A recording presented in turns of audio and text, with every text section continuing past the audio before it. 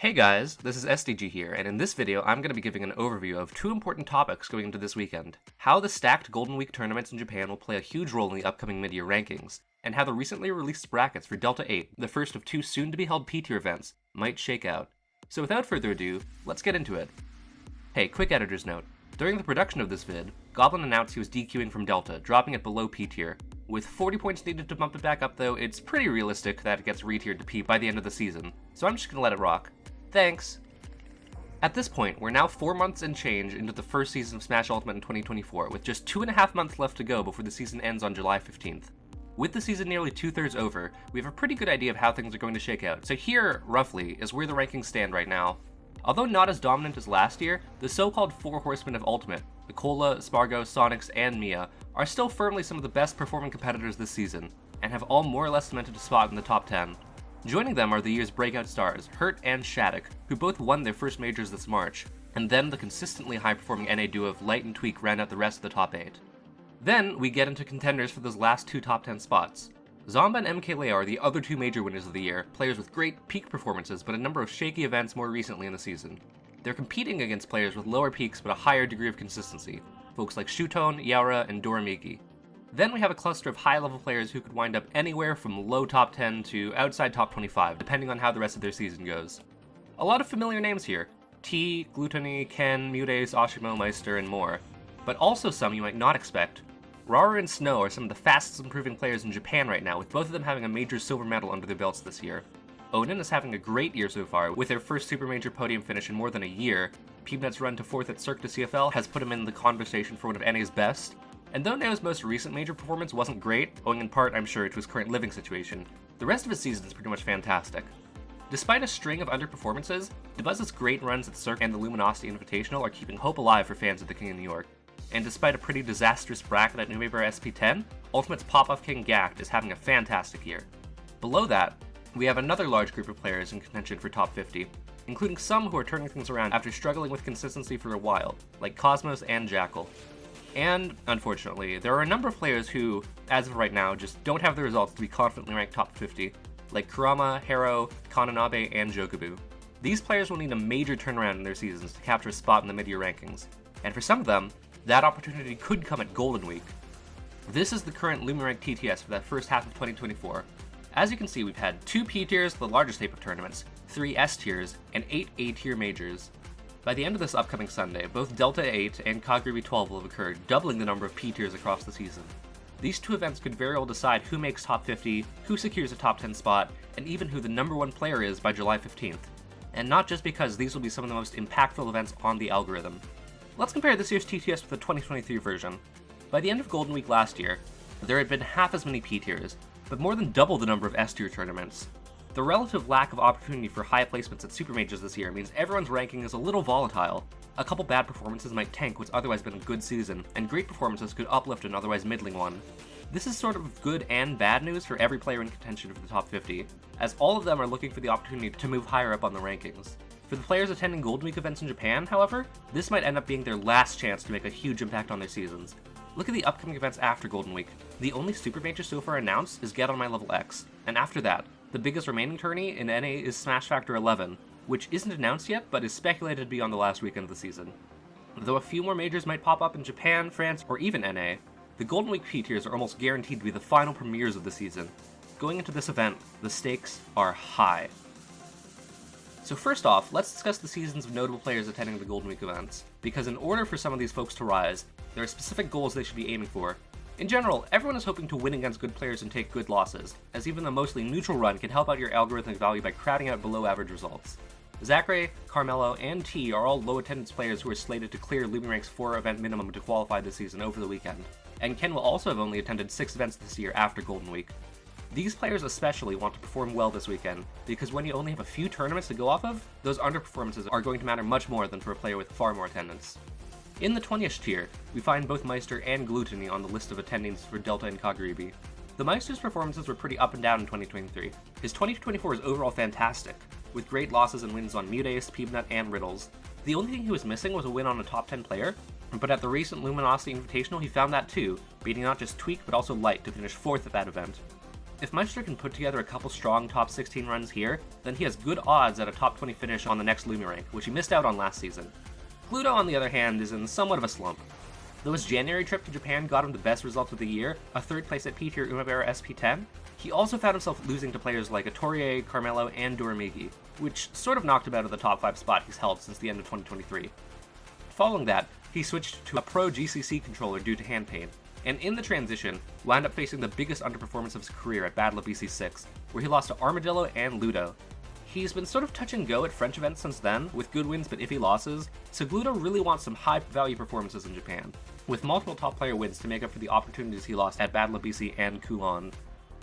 Next up we have MKLeo, who, despite having a major victory this year, has one big problem: win diversity. Leo's accrued 4 wins on Spargo this year, but his next best win after that is probably Meister, and his record against the rest of the top 15 is pretty poor. The most valuable thing for Leo's season right now would be a couple of wins on top Japanese players like Shutone, Hurt, Ken, or even Mia to help fill out his resume of top wins. Zomba, on the other hand, has a different problem. Though his run at Genesis 10 is probably the single most valuable performance of the year, he's found it difficult to maintain those level of results, dropping ranked sets to Peanut, Aaron, Jackal, WebJP, Guy, and Minty Flesh. Even if Zomba doesn't make top 8, which he never has at a Japanese major before, he at least wants to make sure he's only losing to top players at this event and improve his overall loss quality. Lastly, let's look at the players attending Golden Week most in contention for the number 1 spot: Mia, Spargo, and Cola. All of these 3 have had great seasons so far, but their strengths are all different, which makes for a really interesting race to the finish. If possible, each of these players wants wins on the other 2 in order to improve their head-to-heads as they all vie for the mid-year number 1 spot, but no one needs these wins more than Mia. Mia has always been an attendance demon, going to the most events of any top player and performing really well at everything he attends. 2024 has mostly been a continuation of that, but his 17th at Genesis 10 and 7th at Cirque du CFL 3 stand out as weird underperformances that could undercut his bid for the number 1 player in the world.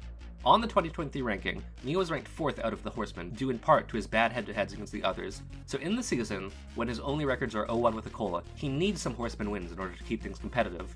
Spargo has always been relatively less consistent, with occasional underperformances and upsets, but he's made up for it through win quality, volume of major wins, and head-to-heads against the other number 1 contenders.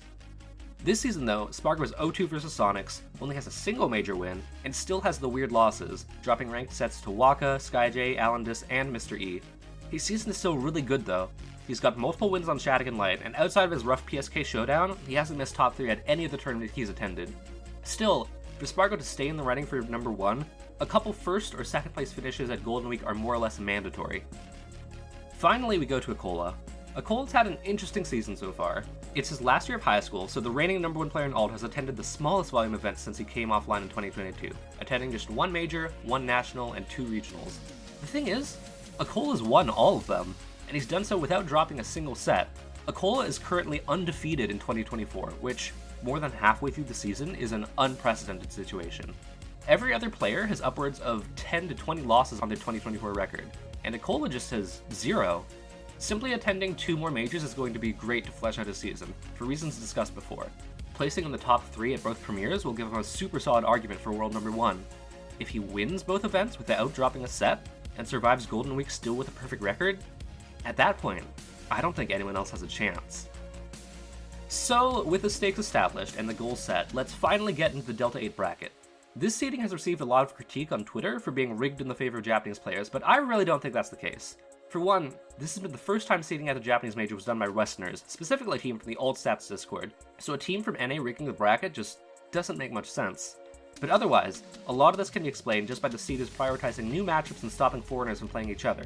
Take, for example, the case of Gluto at seed 16. All the players in this 13 to 16 range are seeded to get the same placement, 13th, so the seeders can adjust them to help prevent conflicts.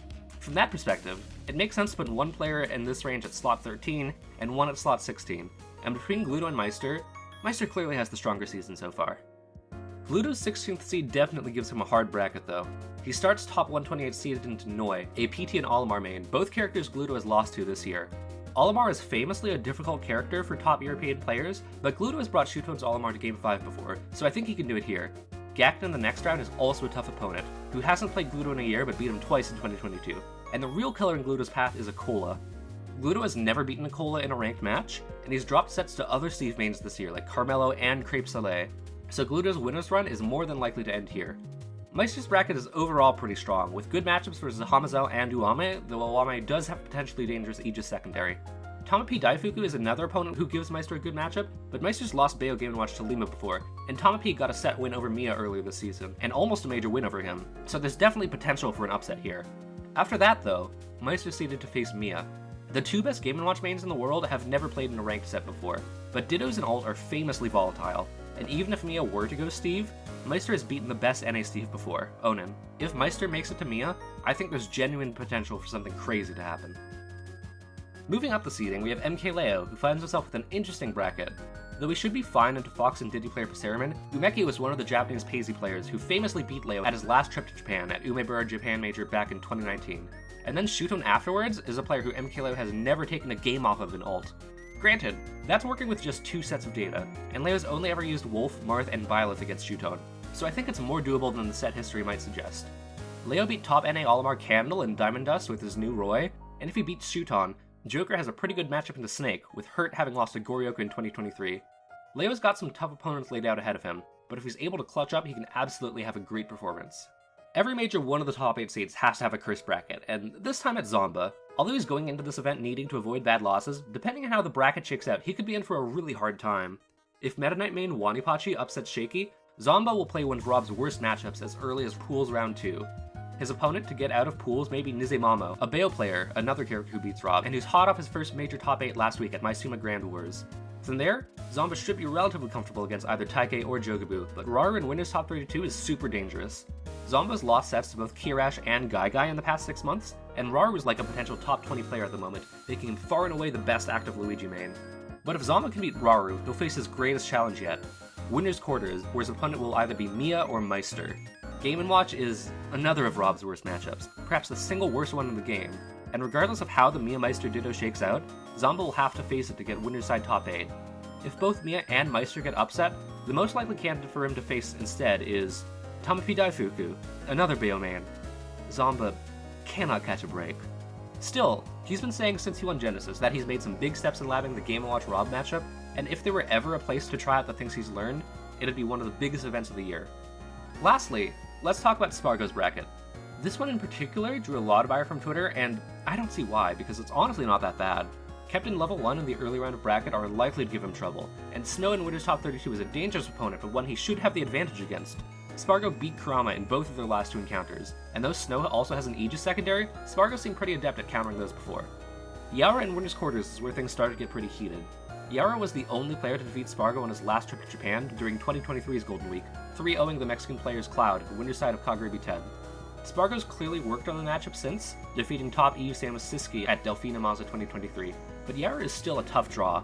Then, in Winners Semis, Spargo is seeded to face Hurt, the Snake Extraordinaire from Kyushu, who double eliminated him to win Battle of BC last month. Since then, Spargo's also dropped a set to Tijuana Snake main Alandis, so the prospects against Hurt seem very questionable, and Spargo's most likely going to need to figure something out to make it to Winners Finals. There is, however, one silver lining to Spargo's bracket, one ray of hope that I think has gone largely unnoticed by his fans and supporters. Before Hurt fights Spargo in Winners Semis, he'll have to get past not just his projected 6th seed bout with Shuton, but the 14th seed Zachary, and Zachary is really good against Snake. Piloting Dark Pit in the matchup, Zachary beat top NA Snake MVD at Genesis X earlier this year, and back at Kagurabi 11, his run to 5th place included both 2 wins on second best JP Snake Dio, and a win over Hurt himself in Losers 8ths. Zachary's bracket up to Winners Top 32 is fairly threat-free, with Toriguri, his most dangerous opponent, putting the pits as a slight losing matchup for Banjo. So the odds of Hurt dodging Zachary seem rather slim, and if Zachary defeats Hurt, that's one huge threat out of Spargo's path. So, in summary, Delta 8 is looking to be a sick event.